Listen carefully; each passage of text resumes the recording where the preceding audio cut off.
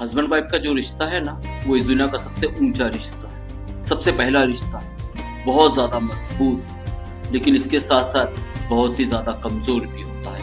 एक शक की सुई भी इस रिश्ते को पूरी तरह से तोड़ सकती है।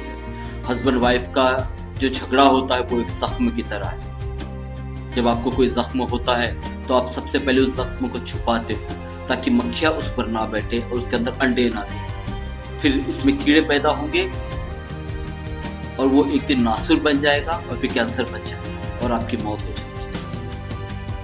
तो जिस तरह आप आपके जख्मों को छुपाते हो, उसी तरह एक हस्बैंड वाइफ को चाहिए कि अपने झगड़ों को छुपा कर रखे, वरना बाहर मक्खियां बैठी है, वो डेफिनेटली उसके अंदर अंडे देगी अपने अपने लॉजिक के हिसाब से।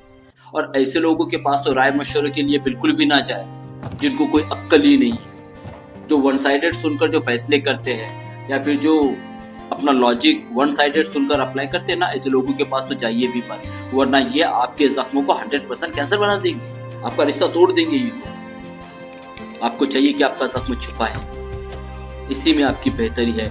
और वैसे भी जिन लोगों के पास आप राय मशवरे के लिए जाते हैं वो आपका घर नहीं चलाते। एक सिंपल सा लॉजिक आप समझ लो, ये आपका घर नहीं चलाते।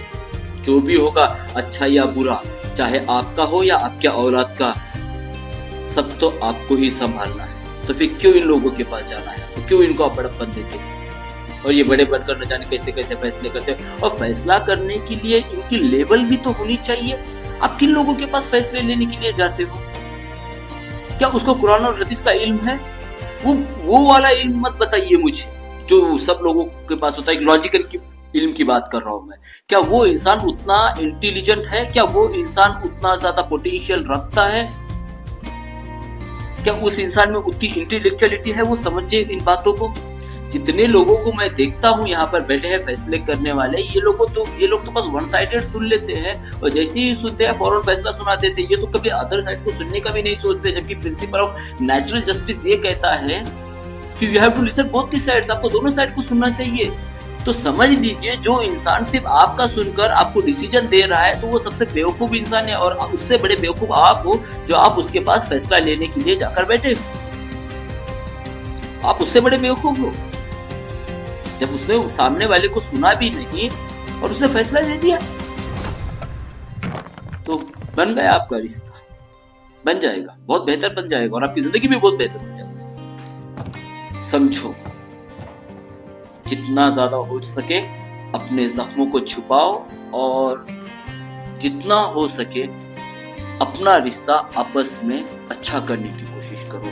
जो प्रॉब्लम से आप गुजर रहे हो बेहतर है, क्योंकि आप ही बेहतर जानते हो।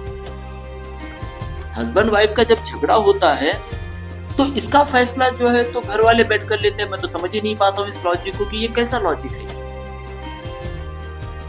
जब संसार उन दोनों ने किया है, अच्छा क्या है बुरा क्या है वो तो वो लोग जानते हैं। माँ बाप को या किसी और को तो इंटरफेयर भी नहीं करना चाहिए इनके मामलात के अंदर में। और एक औरत अपने भाई का, बाप का या माँ का अगर सुनती है या फिर वो मर्द भी हो, मुझे एक बात बताओ, औरत बेहतर जानती थी कि वहां पर क्या सिनेरियो है, क्योंकि वो वहां पर रही है, उसके घर वाले वहां पर नहीं रहे हैं, तो वो कैसे जानेंगे सिनेरियो। तो अगर वो सिनेरियो जानती ही नहीं है तो वो फैसला कैसे ले सकेंगे? ऑब्वियसली फैसला तो गलत ही होगा। तो मैं आपसे बस इतना ही कहना चाहूंगा, जितना हो सके आपके जख्मों को छुपाओ, जितना हो सके आप आपका मसला आपस में बैठकर सॉल्व करो और किसी एक्सटर्नल इंसान को उसके अंदर इंटरफेयर करने की इजाजत मत दो।